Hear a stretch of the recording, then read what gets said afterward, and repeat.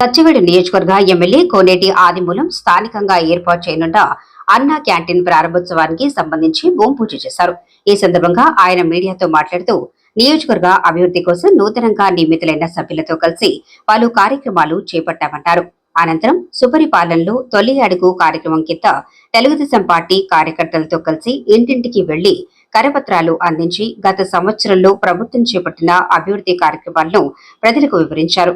ఈ కార్యక్రమంలో ప్రభుత్వ అధికారులు, కూటమి నాయకులు, పార్టీ కార్యకర్తలు తదితరులు పాల్గొన్నారు. 2075 నుంచి 2025 దాకా ఎవరిపైన కుట్ర లేదు, మోసం లేదు, దగా లేదు. భగవంతు ఆశీస్సులతో నాకు గౌరవ ముఖ్యమంత్రి గారు 2001లోనే ఒక జడ్పీటీసీ మెంబర్ చేశారు.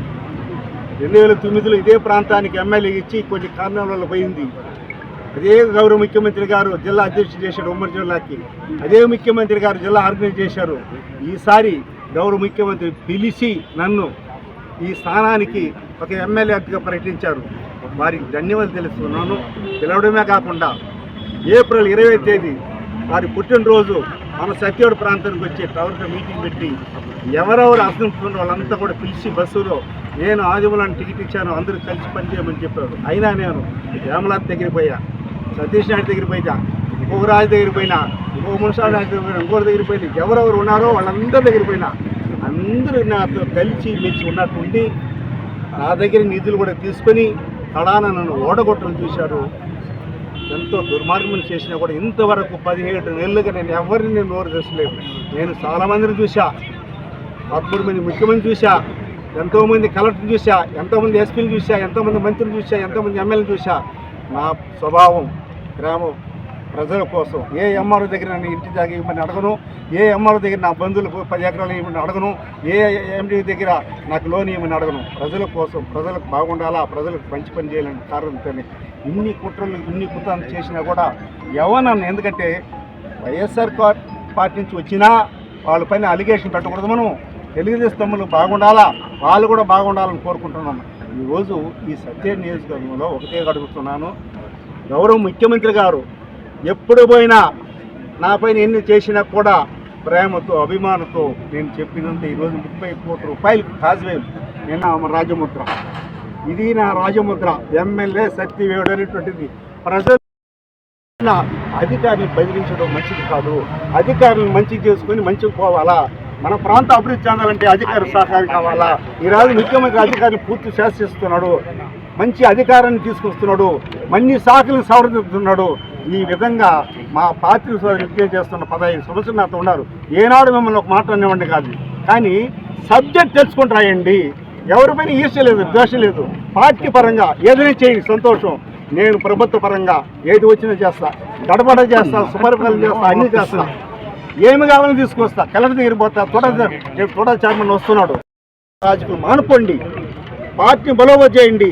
నాడు చంద్రబాబు నాయుడు గారు రాత్రికి పగలను కష్టపడుతున్నాడు మన ప్రాంతవాసులకి, పేదవారికి. దాన్ని దృష్టిలో పెట్టుకోండి. ఏమి కావాలని చేస్తా. ఒక తల్లికి వందనం దరిదాపు 40 కోట్ల పైన మన కాన్స్టిట్యూషన్ ఎమ్మెల్యే నేను వేరే వాడికి చెల్లిట్టు కొడతారు. మీరు ఎక్కడిచ్చారు మీకు ఆ అధికారం? ఎవరిచ్చారు మీకు అధికారం? సాక్షాత్ ఎస్పీ గారిని అడిగినాను, ఇమ్మీడియట్గా అలాంటి వాళ్ళని ఉండకూడదని చెప్పాను. నేను ఎవరైతే తీసుకుని వచ్చారో వాళ్ళు పోతారా? మీకేం ప్రోటోకాల్ ఉందండి?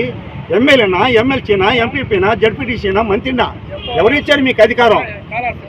పార్టీ పరంగా చేసుకొని పోండి, కాదన్నాం. పార్టీ పరంగా బలోపేతం కాదన్నాం. ఎవరైతే నా పైన తప్పులు చేశారో వాళ్ళు వెంబడి తీసుకుని పోతారా? శంకరెడ్డికి నాకుండే అనుబంధం మీకు తెలుసా? ఏమండి, శంకరెడ్డి బిడ్డనా, ఇంకొక అతని బిడ్డనా, ఒకడు పరిశీలకుడు, ఒకడు కోఆర్డినేటరు, ఇంకోటి ప్రోగ్రామ్ కోఆర్డినేటరు. ఎంతమంది అండి సత్యవేడికి? ఎంతమంది అండి సత్యవేడికి? రిజర్వ్ కాన్స్టిట్యున్సీలో ఇలా చేస్తే గౌరవ ముఖ్యమంత్రి ఎప్పుడైనా చెప్పాడు మీకు ఇలా చేయమని? ఎందుకంటే అతని పైన ఎందుకు వేస్తారు? మా ముఖ్యమంత్రి పైన ఎందుకు వేస్తారు? ఆ ముఖ్యమంత్రి నాకు అన్నీ చెప్పేశాడు, నన్ను చూసుకోమన్నాడు, నన్ను చేసుకోమన్నాడు, నేను ఏం సాధ్యని ఎవడు చెప్పాడు? ముఖ్యమంత్రి చెప్పాడా? చెప్పుంటే దీన్ని చూపించండి, దీన్ని చూపించండి బా. ముఖ్యమంత్రి ఇచ్చింది దీన్ని చూపించండి. చెప్పుంటే మీకు సెల్యూట్ కొడతా. నేనే వచ్చి నేను మీ వెంబడి వస్తా, మీ దారిలో వస్తా, మీకు చేస్తా. ఏంటండి, ఎవరు వస్తే పార్టీ పని వస్తే వాళ్ళు వెంబడి గొర్రెలు మనము, మోసగాళ్ళ మనము, కుట్రదారుల మనము, ఎవరిని ఆమర్చడానికి, ఎవరిపైన కుట్ర చేయడానికి? ఎంత శాస్త్రీయ కదండి. ఎంతోమంది ముఖ్యమంత్రి, 13 మంది ముఖ్యమంత్రి చూశాను. ఎంతోమంది రాజాజీ కలెక్టర్ 75లో 76లో ఇప్పటికి ఎంతోమంది ముఖ్య కలెక్టర్ చూశాను. కానీ గౌరవం మర్యాద నేర్చుకోండి. ఒక మనిషిని కించపరిచే వ్యవహారం చేయవద్దండి, ఏలన చేయవద్దండి. మండలాలు మీటింగ్ పెట్టేటప్పుడు కానీ ఎక్కడైనా మీటింగ్ పెట్టేటప్పుడు కానీ ఎమ్మెల్యేలను కలుసుకొని గౌరవ ముఖ్యమంత్రి గారు కూడా నేను వీళ్ళు వేయక ముందుగానే గౌరవ ముఖ్యమంత్రి మాట్లాడాను. సార్ చాలా ఇబ్బందిగా ఉంది మా కాన్స్టిట్యూన్సీలో, రోడ్లన్నీ కూడా ఇబ్బందిగా ఉంది, చాలా ఇబ్బందిగా ఉందంటే వారు చూసి నేను చేపిస్తాను అన్నారు. లోకేష్ గారిని కలిశాను. అయ్యే బిల్డింగ్లు రాసిపోతున్నది, డిగ్రీ కాలేజ్ పడిపోయే పరిస్థితి ఉన్నది. ఎన్ని మాలు చూశాను, ఆ పుట్టుతో ఎన్ని సార్లు చూశాను.